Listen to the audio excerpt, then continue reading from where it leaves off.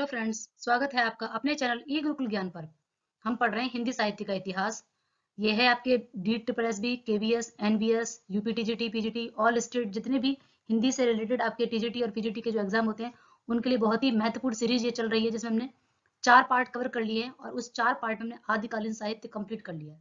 अब हम आज से अपना भक्तिकालीन साहित्य शुरू कर रहे हैं और भक्तिकालीन साहित्य के जितने भी इंपॉर्टेंट क्वेश्चंस हैं वो मैं आपके लिए लेकर आई हूँ। ये जो प्रश्न है आपके लिए बहुत ही महत्वपूर्ण है। किसी भी परीक्षा में आप देखेंगे आपको यहाँ से प्रश्न जरूर मिलेंगे। मैं आपको बहुत ही मजेदार तरीके से पढ़ाऊंगी, फनी ट्रिक के साथ भी पढ़ाऊंगी, जिससे आपको लंबे समय तक याद रह सके। क्योंकि जब मैंने तैयारी की थी तो कई बार क्या होता है, बहुत सारी रचना ऐसी होती हैं जहाँ पर आपको कन्फ्यूजन हो जाता है कि इन रचनाओं को कैसे याद करें, लंबे समय तक कैसे याद रहें, एग्जाम में क्वेश्चन गलत ना हो।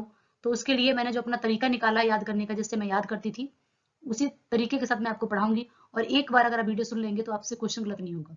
तो बिना टाइम वेस्ट किए हुए बढ़ते हैं अपने क्वेश्चंस की तरफ। क्वेश्चंस को शुरू करने से पहले आज के सुविचार के साथ हम शुरुआत करेंगे। मुश्किल नहीं है कुछ दुनिया में, मुश्किल नहीं है कुछ दुनिया में, तू जरा हिम्मत तो कर, ख्वाब बदलेंगे हकीकत में, तू जरा कोशिश तो कर। हमें हमेशा कोशिश करते रहना चाहिए, मेहनत करते रहना चाहिए, सफलता तभी हमें मिलेगी। बिना मेहनत के, बिना कोशिश करने से हमें कुछ भी नहीं मिलता।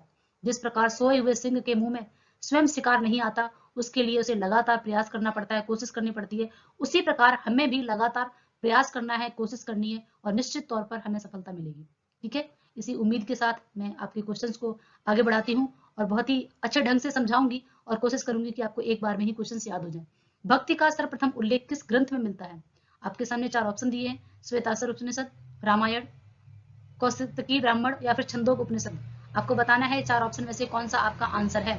तो आपका जो आंसर है वो है फर्स्ट, श्वेता श्वेतेश्वर उपनिषद से।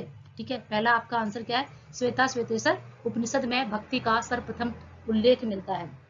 यहाँ पर बताया गया है कि भक्ति का, ठीक है, भक्ति शब्द जो है भज धातु से बना है। किससे बना है? भज धातु से बना है। भक्ति शब्द अगर पूछा जाता है तो भज धातु यानी कि क्रिया का मूल रूप। ठीक है, लेकिन किसमें, किस ग्रंथ में मिलता है? ग्रंथ की अगर हम बात करते हैं तो ये आपका श्वेता श्वेतेश्वर उपनिषद से मिलता है। ठीक है, अगला क्वेश्चन है हमारा, ईसवी सन में कितने वर्ष जोड़ने पर विक्रमी संवत बनता है? ये बहुत ही आसान प्रश्न है और ये आपको जीके में भी कई बार मिल जाता है। ठीक है, संवत और सन, ठीक है, दो चीजें में मिलती हैं। कई बार आपको क्वेश्चन घुमा के दे सकता है। ईसवी सन में कितने वर्ष जोड़ने पर विक्रमी संवत बनता है? यानी कि ईसवी सन में कितने और जोड़े जाएं जो विक्रमी संवत बन जाए, या विक्रमी संवत में से आपको ईसवी निकालने हैं तो कितने माइनस करने पड़ेंगे। ठीक है, ध्यान रखना है कि कब हमें जोड़ना है और कब हमें माइनस करना है। विक्रमी संवत यानी संवत में से हमें माइनस करना है और ईसवी में जोड़ने पड़ेंगे। ठीक है, तब विक्रमी संवत बनता है। तो उसकी संख्या कितनी है? 57, 57 वर्ष। ठीक है, ईसवी सन में 57 वर्ष जोड़ने पर हमें विक्रमी संवत मिल जाता है। ठीक है, अगला क्वेश्चन है, आचार्य रामचंद्र शुक्ल ने भक्ति काल के सीमांकन का निर्धारण कहां से कहां तक माना है? ये क्वेश्चन आप सेकंड वाले क्वेश्चन से देखेंगे तो आपको इसमें दो तरीके से प्रश्न पूछा जा सकता है। जैसे मैंने अभी आपको बताया इसमें कि विक्रमी संवत पूछने पर आपको माइनस करने के लिए पूछा जा सकता है कि ईसवी सन कैसे मिलेगी आपको, तो आपको 57 माइनस कर देने हैं। ठीक है, क्वेश्चन घुमा के भी पूछ सकता है ना एग्जामिनर, तो आपको क्या करना है? माइनस कर देना है। इस तरीके से यहाँ पर आचार्य रामचंद्र शुक्ल ने भक्ति के सीमांकन का निर्धारण कहां से कहां तक माना है? तो यहाँ ईसवी की जगह आपको संवत भी मिल सकता है, इस चीज का ध्यान रखिएगा। तो आपको माइंड में रहना चाहिए कि 57 हमें ईसवी, अगर ईसवी हमें निकालनी है तो हमें संवत में से माइनस करने पड़ेंगे। ठीक है, और संवत में जाना तो ईसवी में जोड़ने पड़ेंगे। ठीक है, तो अगर यहाँ पर हम ये कहें कि आचार्य रामचंद्र शुक्ल ने जो ईसवी में अगर देखा जाए तो आपका ऑप्शन है 3, 1318 से 1643 ईसवी है। ठीक है, अगर यहाँ पर अगर आप देखेंगे कि अगर इसी चीज को हम क्या करें संवत, तो आप इसमें क्या करेंगे? 57 जोड़ देंगे। ठीक है, 57 जोड़ देंगे। ठीक है,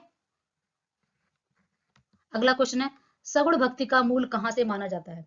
सगुण भक्ति का जो मूल है वो कहां से? एक चीज और ध्यान रखिएगा कि जो भक्ति का सीमांकन है वो अलग अलग राइटर्स ने माना है अलग अलग तरीके से। आप इसको सर्वमान्य, जैसे होता है ना कि आप सारे राइटर्स को नहीं लिख सकते हो कि आपसे पूछा गया हजारी प्रसाद द्विवेदी जी ने कुछ और माना है, राम कुमार वर्मा ने कुछ और माना है, ठीक है, आचार्य रामचंद्र शुक्ल ने कुछ और माना है। जो हमारी दूसरी सीरीज स्टार्ट हो रही है जिसमें हम थ्योरी पार्ट पढ़ेंगे अपने नोट से, उसमें आपको सारा कुछ मैं डिटेल में बताऊंगी। यहाँ पर हम एमसीक्यू क्वेश्चन पढ़ रहे हैं तो आचार्य रामचंद्र शुक्ल के अनुसार है, ध्यान रखना है। ठीक है, अगला क्वेश्चन है, सगुण भक्ति का मूल कहां से माना जाता है? हम सबको पता है कि दक्षिण भारत से हमारा जो है, ठीक है, भक्ति का जो है प्रारंभ हुआ था। वैष्णव और शैव कहाँ हुए थे? नैनार और अलवार, दक्षिण भारत में। ठीक है, अलवार भगवान शिव को मानने वाले थे, नैनार शिव को मानने वाले थे, अलवार भगवान विष्णु को मानने वाले थे। नैनार से भगवान शिव की नयन, तीसरा नेत्र जो है याद रख सकते हो। तो सगुण भक्ति का यानी कि भगवान शिव और विष्णु की बात कर रहे हैं तो ये सगुण रूप में है, तो इसलिए दक्षिण भारत से प्रारंभ करेंगे, दक्षिण से उत्तर भारत की तरफ, क्योंकि उत्तर भारत में बहुत ज्यादा आक्रमण हो रहे थे, विदेशी आक्रमण की वजह से यहाँ पर हमारी भक्ति का उदय नहीं हो पाया और जनता जो थी बहुत ज्यादा परेशान हो चुकी थी, क्योंकि साउथ की तरफ, दक्षिण की तरफ कोई आक्रमण नहीं हुए थे, तो वहां पर हमारी जो भक्ति का उदय हुआ था और वही भक्ति का उदय उत्तर की तरफ आया और ऐसे करते पूरे भारत में फैल गया। अगला है भक्ति काल जो है, भक्ति काल हमारा सगुण और निर्गुण दो शाखाओं में बटा है। सगुण को फिर से दो भागों में बांट दिया, राम कृष्ण धारा, राम भक्ति धारा और कृष्ण भक्ति धारा, राम और कृष्ण, ठीक है। निर्गुण में आप संत और सूफी, ठीक है, ये चार अलग अलग धाराओं में बट गए थे। अगला क्वेश्चन है हमारा, निर्गुण भक्ति का आदि स्रोत कदाचित कौन सा उपनिषद माना जाता है, ठीक है। निर्गुण भक्ति का, निर्गुण का मतलब क्या होता है, जिसमें भगवान का कोई रंग रूप आकार कोई नाम ना हो उसे हम निर्गुण बोलते हैं, ठीक है, निराकार हो, ठीक है। तो अभी हमने पहला क्वेश्चन क्या पढ़ा था, भक्ति का सर्वप्रथम उल्लेख किससे मिला था, श्वेतासर उपनिषद से, तो यही आपका आंसर क्या हो जाएगा, श्वेतासर उपनिषद से। अगला क्वेश्चन है हमारा, बीजक के संकलनकर्ता व संपादक कौन है, आपको बताना है यहाँ पर बीजक, ठीक है। बीजक जो रचना है साखी सबद रमैनी, ये बीजक में संकलित है, किसकी रचना है, किसकी रचना है, कबीरदास जी की। लेकिन यहाँ पर आप देखेंगे एग्जामिनर ऑप्शन में आपको कबीरदास भी दे देगा। कई बार क्या होता है, एग्जामिनर जो है इंपॉर्टेंट क्वेश्चन है, इसमें कई बार बच्चे गलत करके आते हैं, कबीरदास आपको मिलेगा। बीजक के संकलन करता आपको दे देगा क्वेश्चन और नीचे आपको कबीरदास भी दे देगा, तो बच्चे कई बार कबीरदास लगा देते हैं। यहाँ पर संकलन करता पूछा गया, संकलन करता मतलब जिन्होंने संकलन किया है, ठीक है, जिन्होंने संपादन किया है। कबीरदास जी के बारे में एक दोहा आपने पढ़ा होगा, मसी कागज छुओ नहीं कलम गही नहीं हाथ। कबीरदास जी तो पढ़े लिखे थे नहीं, उन्होंने तो सिर्फ ओरली यानी कि मौखिक रूप से अपनी जितनी भी साखी सबद रमैनी जो रचनाएं उन्होंने, जो दोहे हैं जो हम कबीरदास जी के पढ़ते हैं, वो सिर्फ मौखिक है, उनके शिष्यों के द्वारा, ठीक है। तो संकलन करना यानी कि इकट्ठा करना, संपादित करना, वो उनके शिष्यों के द्वारा किया गया है, ठीक है। तो संकलन करता कौन है, धर्मदास, ठीक है। यानी कि कबीरदास जी की जो रचना है वो किसमें संकलित है, बीजक में है। और बीजक में, बीजक को किसने संकलन किया है, किसने संपादित किया, धर्मदास ने। समझ में आ गया। अगला क्वेश्चन है हमारा, बरवे नाई का भेद ग्रंथ के रचयिता कौन है। यहाँ पर आपको एक क्वेश्चन दिया गया, बरवे नाई का भेद, ठीक है। बरवे नाई का भेद ये है आपका रहीम दास जी का, किसका है, रहीम दास जी का। बरवे, ठीक है, बरवे रही, बरवे रही, बरवे रही, तो आप याद रख सकते हो बरवे नाई का भेद कौन है, रहीम दास जी। अगला क्वेश्चन है, मोहमुदगर, मोहमुदगर के रचनाकार कौन है, एक रचना आपको दी गई है मोहमुदगर, ठीक है। गोरखनाथ की है, नावादास की है, नंददास की है, या फिर ये शंकराचार्य की है। आपको बताना है कि मोहमुदगर जो रचना है वो किसकी है, ये है आपके मोह, मोह जो है भगवान जो शंकर जी हैं आदिनाथ, ठीक है, वो तपस्या करने के लिए आपने देखा होगा जो जब कुंभ का मेला लगता है तो वहां पर जो साधु बाबा आते हैं वो कहाँ चले जाते हैं, मोह को त्याग देते हैं, हिमालय पर्वत पर, है ना, शिव जी की तपस्या करते हैं, भस्म लगाकर करते हैं, तो वो शंकराचार्य यानी कि शंकराचार्य है मोह मुदगर, उन्होंने क्या किया, मोह को त्याग दिया। तो मोह मुदगर किसकी रचना है, शंकराचार्य की, ठीक है। शंकर जी की तपस्या करने हिमालय पर्वत पर चले गए, मोह को त्याग दिया, ऐसे करके आप इसको कनेक्ट कर सकते हैं। याद रखने का छोटा छोटा सा तरीका प्रयास किया मैंने आपके लिए कि जिससे आपको याद हो सके। अगला है सुंदर विलास, यहाँ पर दिए गए निम्नलिखित ग्रंथों के रचयिताओं के नाम बताने हैं आपको, ठीक है। एक रचना दी गई है, इस रचना में आपको बताना है कि ये किसकी है। कबीरदास की तो साखी सबद रमैनी है, तो इसमें नहीं है। मलूकदास की भी नहीं है, सुंदरदास की भी आपको बताना है। रैदास सुंदरदास किसकी रचना है, तो सुंदर विलास सुंदरदास की रचना है, सुंदरदास की ही रचना है, तो इनके नाम से आराम से आप याद रख सकते हो। सुंदर विलास किसकी है, सुंदरदास की, ठीक है, सुंदर विलास किसकी है, सुंदरदास की। अगला क्वेश्चन है आशा दीवार, ठीक है, आशा दीवार, ये आशा दीवार जो रचना है वो किसकी है, ये है गुरु नानक जी की, ठीक है। गुरु नानक जी क्या कहते हैं, आशा रखिए, आशा की दीवार बना के रखिए, निश्चित तौर पर हमें सफलता मिलेगी। नानक जी क्या कह रहे हैं, गुरु जी क्या कह रहे हैं, गुरु नानक जी क्या कह रहे हैं, आशा की दीवार बनाकर रखिए। रिपीट करिए कि गुरु नानक जी क्या कह रहे हैं, आशा की दीवार बनाकर रखिए, निश्चित तौर पर हमें सफलता मिलेगी। तो आपको याद रहेगा कि आशा दीवार रचना किसकी है, गुरु नानक जी की। नेक्स्ट क्वेश्चन है हमारा, हरडे वाणी किसकी रचनाओं का संग्रह है, फिर से देखना है, ठीक है। यहाँ पर क्वेश्चन पूछा गया किसकी रचनाओं का, क्वेश्चंस को बहुत ही ध्यान से पढ़ना है, हमें बहुत ध्यान देना है। हम दो चार क्वेश्चन यूं जल्दबाजी में गलत कर देते हैं और उससे हम मेरिट से बाहर हो जाते हैं। इस चीज का ध्यान रखिए, एक भी गलती नहीं करनी है, क्वेश्चन को बहुत ही केयरफुल तरीके से पढ़ना है आपको। जैसे यहाँ पर हरडे वाणी किसकी रचना नहीं, किसकी रचनाओं का संग्रह है, ध्यान दीजिए, किसकी रचना नहीं पूछी गई, किसकी रचनाओं का संग्रह है, तो आपको बताना है। हरडे वाणी जो है वो दादू दयाल की रचनाओं का संग्रह है, ठीक है। हरडे वाणी में किसकी रचनाएं हैं, किसकी संकलित रचना है, दादू दयाल की, ठीक है। नेक्स्ट क्वेश्चन है, रज्जब किसके शिष्य थे, रज्जब जो है वो किसके शिष्य हैं। अगला क्वेश्चन आपको दिया गया कि रज्जब के गुरु का क्या नाम है, या आप बोल सकते हो कि रज्जब किसके शिष्य हैं, तो रज्जब जो है वो दादू दयाल के शिष्य हैं, ठीक है, रज्जब, ठीक है, जब दादू दयाल, ठीक है, रज्जब, जब दादू दया दया करते हैं, जब दादू दया करते हैं, या रब रब जब दया करते हैं, ऐसे करके आप याद रखते हो, रज्जब दादू दयाल, ठीक है। जब दादू दया करते हैं, जब दादू दया करते हैं तो रज्जब से क्या बन जाएगा, जब, ठीक है। और दादू यानी कि दादा दादी, हम दादू बोलते हैं ना, दादी दादू, ठीक है। तो दादू दया करते हैं, ठीक है। अक्सर बच्चों पे आप देखते हो कि मम्मी पापा डांटते हैं, लेकिन दादाजी होते हैं, दादू जो होते हैं वो हमेशा क्या करते हैं, दया करते रहते हैं। तो उम्मीद है कि आपको याद रहेगा कि रज्जब जब दादू जी दया करते हैं, जब मम्मा डांटती हैं या फिर पापा डांटते हैं, तो कौन दया करता है, दादू, और हमें बचा लेते हैं, ठीक है। याद हो जाएगा आपको ये। अगला है, रज्जब ने दादू की रचनाओं का संपादन किस नाम से किया है, ठीक है। अब इसी से कनेक्ट कर लीजिए कि रज्जब जो है किसके शिष्य हैं, दादू दयाल के, ठीक है। रज्जब के गुरु का नाम क्या हो जाएगा, दादू दयाल, ठीक है। अब यहाँ पर कि जब मम्मा डांटती हैं या पिटाई लगाती है तो दादू क्या करते हैं, दया करते हैं, ठीक है। और हम इनकी जो रचनाओं का संपादन है वो किस नाम से है, आपको नाम बताना है। तो नाम से आप कैसे रख सकते हो, अंगवधु, यानी कि हमारे अंगों पे पिटाई लगती है ना, कभी गाल पे थप्पड़ लगता है तो कभी कहीं, तो इस तरीके से हमारे अंगवधु, ठीक है, अंगों पर क्या होता है, ठीक है, पिटाई लगाई जाती है, तो दादी जी है, दादू जो है वो क्या करते हैं, दया कर लेते हैं, अंगवधु, ठीक है। हाथ पैर कई बार होता है ना, बहुत अच्छे से पिटाई लगती है, होमवर्क नहीं करते हैं, पढ़ाई नहीं करते हैं बच्चे, तो फिर क्या होता है, अंगवधु, ठीक है। तो आप याद रख सकते हो कि रज्जब की जो दादू दयाल की रचनाओं का उन्होंने संपादन किया है वो किस नाम से किया है, अंगवधु के नाम से। दादू दयाल के और भी शिष्य थे, हरडेवानी दूसरे शिष्य ने किया, तो आप इसको अभी नहीं याद रखना है, आपको अगर रज्जब को याद रखना है जो आपके सामने क्वेश्चन आया हुआ, ठीक है। अगला क्वेश्चन क्या है, निर्गुण संत कवियों के सर्वाधिक शिक्षित और शास्त्रज्ञ संत कौन थे। सबसे ज्यादा निर्गुण संतों में एक ही कवि जो थे वो पढ़े लिखे थे, ठीक है। उनको बहुत सारा शास्त्र ज्ञान था, लगभग 30 साल तक उन्होंने पढ़ाई की है, ठीक है, लगभग 30 साल तक। और जब हम पढ़ाई कर लेते हैं तो हम क्या हो जाते हैं, सुंदर। जब हमें शास्त्रों का ज्ञान हो जाता है तो हम बहुत ही सुंदर हो जाते हैं, है ना। शास्त्रज्ञ, सुशिक्षित एवं शास्त्रज्ञ ज्ञान, जब हमें इस तरीके का ज्ञान हो जाए तो हम कैसे हो जाएंगे, सुंदर हो जाएंगे। तो निर्गुण संत में एक ही संत जो थे पढ़े लिखे थे, ज्यादातर कैसे थे, अनपढ़ थे, या फिर ये कह सकते हो कि उन्होंने ओरली शिक्षा दी, मौखिक शिक्षा दी, घूम घूम कर शिक्षा दी, ठीक है। पढ़ाई लिखाई करने वाले एक शिष्य थे और उन्होंने लगभग 30 साल तक पढ़ाई की है, वो कौन है, सुंदर दास, ठीक है। और जब हम शिक्षित हो जाते हैं, हमें शास्त्र का ज्ञान हो जाता है, शास्त्रों का, तो हम कैसे हो जाते हैं, सुंदर हो जाते हैं। उम्मीद है कि आपको ये रचना याद हो गई होंगी, ठीक है। आपको जो क्वेश्चंस मैं पढ़ा रही हूँ आपको अच्छे तरीके से आपके दिमाग में याद हो रहे होंगे, अच्छे तरीके से दिमाग में रह जाएंगे। आपके सामने प्रश्न आएगा तो 100% आप इसको सही कर पाएंगे। अगला प्रश्न है, प्रबंधकार कवि की भावुकता का सबसे अधिक पता यह देखने से चल सकता है कि वह किसी आख्यान से अधिक मर्म स्पर्शी स्थलों को पहचान सके या नहीं। यह युक्ति किस आलोचक की है। यहाँ पर हम देखते हैं प्रबंध का, ठीक है, प्रबंध रचनाएं और मुक्तक रचनाएं, दो प्रकार की रचनाएं होती हैं। प्रबंध में क्या होता है, जैसे हमारी रामायण है, ठीक है, महाभारत है, वो कड़ी से कड़ी जुड़ी हुई है। एक प्रबंध जो दूसरे से, जैसे आप देखते हो बाहुबली 1 बाहुबली 2 एक दूसरे से कनेक्ट है ना, उसी तरीके से प्रबंध रचनाएं जो है वो जुड़ी होती हैं। कवि की भावुकता का सबसे अधिक पता यह देखने से चलता है कि वह किस आख्यान में अधिक मर्म स्पर्शी यानी कि दिल को छूने वाला स्थलों को पहचान सकता है या नहीं। ये उक्ति जो है वो किसने बोली है, किस आलोचक ने बोली है, ये बोली है आचार्य रामचंद्र शुक्ल ने, ठीक है। ज्यादातर कोटेशंस जो है, ज्यादातर जो पंक्तियां हैं वो आचार्य रामचंद्र शुक्ल की ही आती है। तो इनकी पंक्तियों की एक अलग आपको नोट्स बना लेना है, अलग लिखते जाना है। जहां कहीं पर भी आपको जिस बुक से आप पढ़ रहे हो, जैसे आप मैं पढ़ा रही हूँ या कहीं आपने सुन लिया, जितनी भी किसी क्वेश्चन पेपर में आपको मिले तो आचार्य रामचंद्र शुक्ल की आप एक तरफ लिख लीजिए सारी रचनाएं, जितनी उनकी जो ये कोटेशन है, उनकी पंक्तियां हैं, मोस्ट मोस्ट इंपॉर्टेंट है। आप बाकी पंक्तियों को एक तरफ रख दो, आचार्य रामचंद्र शुक्ल की एक तरफ रख दो, इतनी ज्यादा इंपॉर्टेंट है ये। अगला क्वेश्चन है हमारा, गोरख जगायो जोग भक्ति भगायो लोग, ठीक है।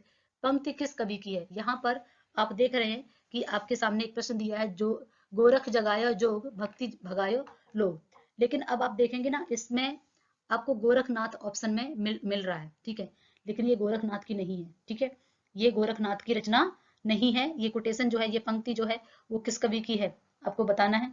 ये है तुलसीदास की, किसकी है, तुलसीदास की। याद रखना है इसको थोड़ा सा, ठीक है। गोरख जगाया जोग भक्ति भगाया लोग, ठीक है। तो भक्ति जो है तुलसीदास ने की थी, गोरख जगाया जोग, गोरखनाथ ने तो क्या जगाया है, कि तुलसीदास जी कह रहे हैं जोग योग, ठीक है, भक्ति भगाया लोग, इस तरीके से। तो यहाँ पर ये लाइन जो है, पंक्ति जो है तुलसीदास जी की है, ना कि गोरखनाथ की। तो इसको थोड़ा सा आप अपना किसी तरीके से इसको अपना मार्क कर लीजिए कि इस तरीके की कोटेशन भी आती हैं कंफ्यूज करने के लिए। ऑप्शन में गोरखनाथ मिल जाएगा तो बच्चे टिक लगा देंगे, आपको इस पे नहीं जाना है, ठीक है। अगला क्वेश्चन देखिए, द्वैतवाद के संस्थापक कौन है, ठीक है। हमारे हिंदी साहित्य में आप देखेंगे कुछ ये वाद और संप्रदाय पूछे जाते हैं, ठीक है, कोई 10-15 है, एक बार आप याद कर लेंगे। ये मैं आपको जो नोट्स में आपको बता रही हूँ पढ़ाऊंगी, तो उसमें आपको पूरा इंडेक्स बता दूंगी। एक तरफ आपके वाद हैं, ठीक है, एक तरफ आपके संप्रदाय हैं। आपको बहुत ही अच्छे तरीके से इसको याद करने की ट्रिक भी है कि जो आप कभी नहीं भूलेंगे। यहाँ पर देखिए, द्वैत वाद के तो द्वैत माधव, द्वैत माधव, आप इसको ऐसे बोलिएगा, द्वैत माधव 2 से 3 बार, द्वैत माधव, द्वैत माधव। ये किसका है? द्वैत माधव जो है आपके माधवाचार्य का है, ठीक है। द्वैत माधव, इसका जो संस्थापक है वो कौन है? माधवाचार्य। द्वैतवाद के संस्थापक कौन है? माधवाचार्य, ठीक है। द्वैत माधव, आप इसको हमेशा करेक्ट रखें, द्वैत माधव, द्वैत माधव, ठीक है। द्वैत माधव तो क्या हो जाएगा? माधवाचार्य। इसके बाद है नेक्स्ट आपका अद्वैतवाद के संस्थापक थे। इस तरीके से नेक्स्ट बाद आपसे पूछा गया कि अद्वैतवाद के संस्थापक कौन है? अद्वैतवाद के, तो इनका जो संप्रदाय है वो है स्मार्थ।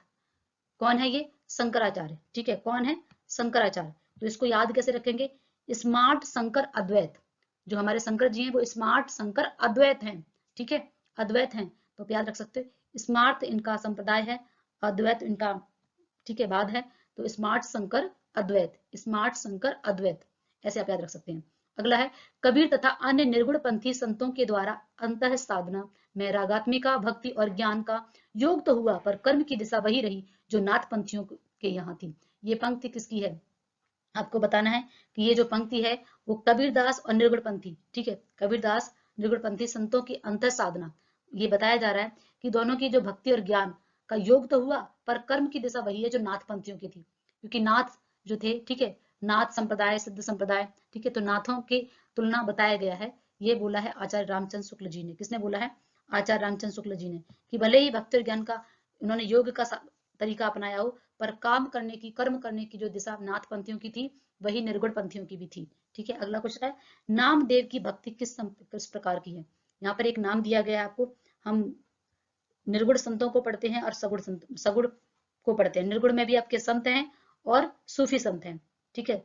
संत में आपके कबीरदास वगैरह आ जाते हैं, दादू दयाल आ जाते हैं, नानक आ जाते हैं, लेकिन नामदेव का आपको नाम नहीं मिलता है, ठीक है। इसी प्रकार से जब हम भक्ति में सगुण में पढ़ते हैं, वहां पर भी आपको तुलसीदास, मीरा, ये आपके और भी कई सारे आपको मिल जाते हैं नाम, लेकिन वहां पर आपको नामदेव का नाम नहीं मिलता। यानी कि जो इनकी भक्ति थी वो दोनों ही मिक्स थी, ठीक है, सगुण भी थी, निर्गुण भी थी। नामदेव महाराष्ट्र के रहने वाले थे और ये क्या करते थे? पहले स्टार्टिंग में एक तरीके से डाकू थे, चोर थे, ये डकैतियां डाला करते थे, ठीक है, नामदेव। बाद में भगवान विठोबा, मतलब उन विठोबा के संपर्क में आते हैं और बाद में इनको अपनी गलती का एहसास होता है और ये भक्ति की तरफ अग्रसर हो जाते हैं और नामदेव, ठीक है, तो नामदेव के नाम से बहुत ज्यादा फिर भक्त के रूप में प्रसिद्ध हुए, भक्ति करने लगे हैं विठोबा के प्रभाव में आकर। पहले ये डाकू थे, डकैती डाला करते थे, ठीक है। नेक्स्ट क्वेश्चन है नामदेव की भक्ति किस प्रकार की है? ठीक है, अभी जो क्वेश्चन पढ़ चुके हैं रिपीट हो गया क्वेश्चन, ठीक है। नामदेव की भक्ति जो है सगुण और निर्गुण दोनों ही प्रकार की है, ठीक है। अगला है अहिंसावाद और प्रपत्तिवाद का संप्रदाय की देन है। इसमें आपके दो शब्द दिए गए कि ये किस संप्रदाय में आता है, अहिंसावाद और प्रपत्तिवाद। आपको बताना है कि दोनों ही किस संप्रदाय की देन है, ये आपको बताना है। किसमें आंसर आएगा आपका? ये है आपका वैष्णव संघ, ठीक है। ये किस में आएगा, किस संप्रदाय में आएगा? वैष्णव संप्रदाय में। अगला क्वेश्चन, झिलमिल झगड़ा झूलते बाकी रही न काऊ, गोरख अटके कालपुर कौन कहावे साऊ, ठीक है। यहाँ फिर से वही है चीज कि आपको ध्यान रखना है कि यहाँ पर गोरखनाथ से आपको गोरख पे नहीं जाना है, ठीक है।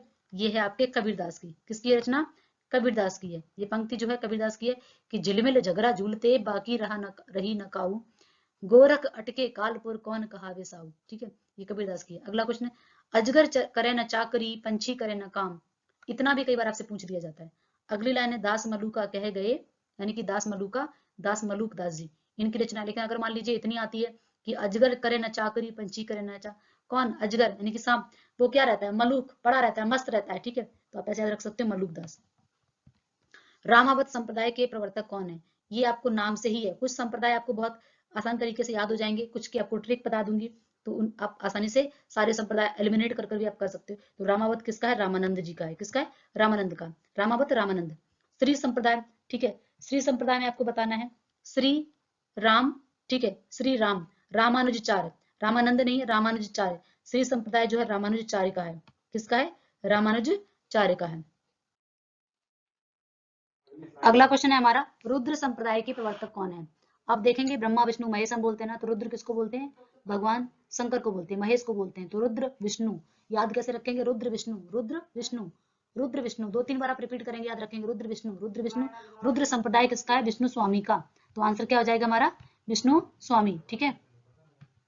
अगला क्वेश्चन है ब्रह्म संप्रदाय के प्रवर्तक कौन है? ब्रह्म संप्रदाय, ठीक है, संप्रदाय और अलग है, ठीक है, संप्रदाय अलग है, उसके मानने वाले प्रवर्तक, ठीक है, कौन है, ये है माधवाचार्य, ठीक है, ब्रह्म माधव, ब्रह्म माधव, ब्रह्म माधव, आप याद रख सकते हो, रुद्र विष्णु ब्रह्म माधव, ऐसे आप 2-3 बार रिपीट करेंगे तो आपको याद हो जाएगा, रुद्र विष्णु ब्रह्म माधव, ठीक है, ब्रह्म माधव रुद्र विष्णु।